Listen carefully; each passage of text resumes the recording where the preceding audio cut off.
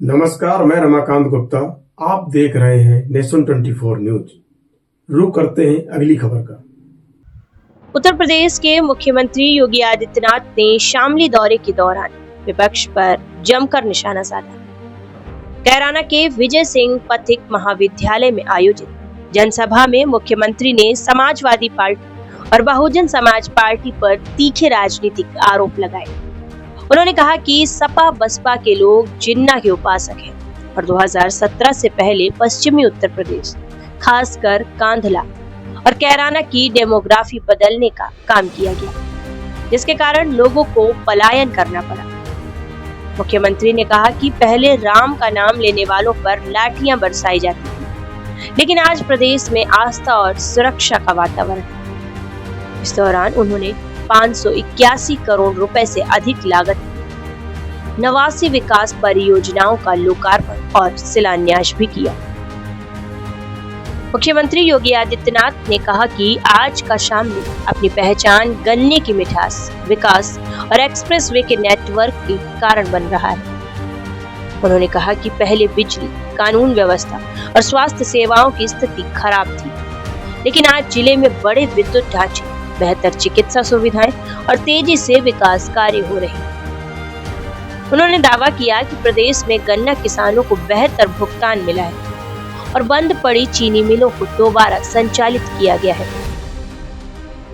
मुख्यमंत्री ने बिना नाम लिए सपा अध्यक्ष अखिलेश यादव पर भी तंज कसते हुए कहा कि पहले सरकार जनता के लिए नहीं बल्कि अपने आराम में व्यस्त रहती थी, जबकि आज उत्तर प्रदेश विकास की नई रफ्तार से आगे बढ़ रहा है।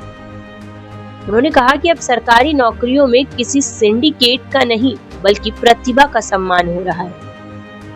अपने संबोधन के अंत में मुख्यमंत्री ने आगामी कांवड़ यात्रा का जिक्र करते हुए कहा कि प्रदेश में किसी भी प्रकार की हुड़दंग या अव्यवस्था बर्दाश्त नहीं की जाएगी। उन्होंने लोगों से अनुशासन बनाए रखने की अपील की। साथ ही बताया कि गोरखपुर से शामली होते हुए सिलीगुड़ी तक बनने वाला लगभग 1100 किलोमीटर लंबा कॉरिडोर और प्रस्तावित टेक्सटाइल पार्क जिले के विकास तथा युवाओं के रोजगार के लिए नई संभावनाएं लेकर आएंगे। शामली से हमारे संवाददाता हिमांशु शर्मा की खास रिपोर्ट। ये लोग जिन्ना के उपासक हैं, इसीलिए तो कांधला और कैराना से पलायन हो रहा था। और हम लोग अन्नदाता किसानों के उपासक हैं, जिन्होंने गन्ने का क्षेत्रफल बढ़ा करके आज चीनी मिलों के गन्ना मूल्य का भुगतान हमारे किसानों को हो सके। आज उसके माध्यम से कार्य डबल इंजन की एनडीए की सरकार ने करके दिखा दिया और उसी के लिए आज आपका समर्थन लेने के लिए मैं आया हूं। बहनों और भाइयों, विकास का कोई विकल्प नहीं हो सकता। तो जितना के अनुयायी है, इन्हें जब भी मौका मिलेगा ये आपको बांटेंगे, जाति के नाम पर बांटेंगे, क्षेत्र के नाम पे बांटेंगे, विकास में लूट खसोट करेंगे, अराजकता फैलाएंगे, बेटी और व्यापारी की सुरक्षा में सेंध लगाने का कार्य करेंगे। मुझे याद है जब 2020-21 में जब मैं आया था यहाँ, पहले मैं 2017-18 में आया था, फिर 20-21 में मैं आया था। मैं कैराना में उस परिवार से भी मिला था जिस परिवार के एक सदस्य की हत्या 2015 में सरेआम कैराना के बाजार में कर दी गई थी।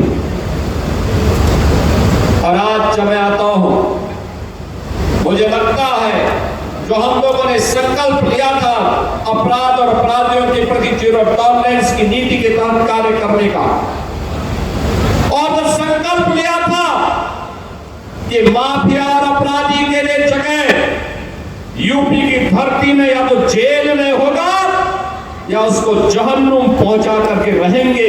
और बहनों और भाइयों, आज मुझे लगता है जब शामली की खुशहाली को देखता हूं, कैराना के विकास को देखता हूं, थाना भवन के विकास को देखता हूं, लगता है कि हम लोगों के सार्वजनिक जीवन में आना सार्थक हुआ। आज लगता है सार्थक हुआ।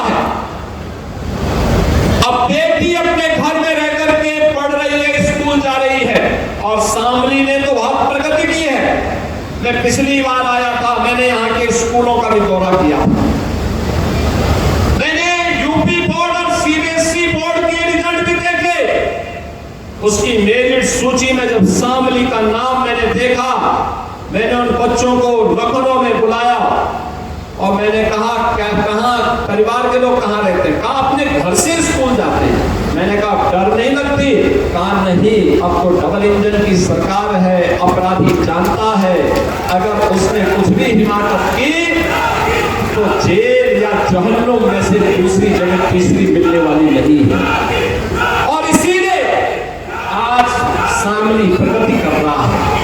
बहनों और भाइयों, इस प्रगति की राह को और तीव्र करने के लिए आज मुझे स्वयं फिर यहाँ आना पड़ा। मैं भी आया हूँ। देखो ना, कैराना में मैंने कहा था हम पीएससी की एक बटालियन देंगे। कितना भव्य बटालियन बन रही है यहाँ पे। याद करिए, अब नौकरी निकलती है यूपी के अंदर। अब नौकरी का वो सिंडिकेट जो कभी सिपाही से चल करके शामली के नौजवानों के नौकरी के अधिकार को छीन लेता था, अब नहीं कर सकता है। अब नियुक्ति पत्र वितरित होते तो शामली का नौजवान भी भर्ती होता है। शामली का नौजवान भी आज नौकरी पाता है। मुजफ्फरनगर का नौजवान नौकरी पाता है। आज कोई संकट नहीं है। बहनों और भाइयों, एक समय था जो लोग आज आस्था की वकालत करते हुए दिख रहे हैं, ये लोग 2017 के पहले जय श्री राम बोलने पर लाठी मारते थे, गोली चला देते थे, गोली चलाते थे, कावड़ यात्रा को प्रतिबंधित करते थे, श्री कृष्ण जन्माष्टमी के आयोजन को रोकते थे, रामनवमी की शोभा यात्रा नहीं निकलने देते थे, धार्मिक स्थलों की संपत्ति पर कब्जा करते थे। बहनों और भाइयों, आज मैं कह सकता हूं,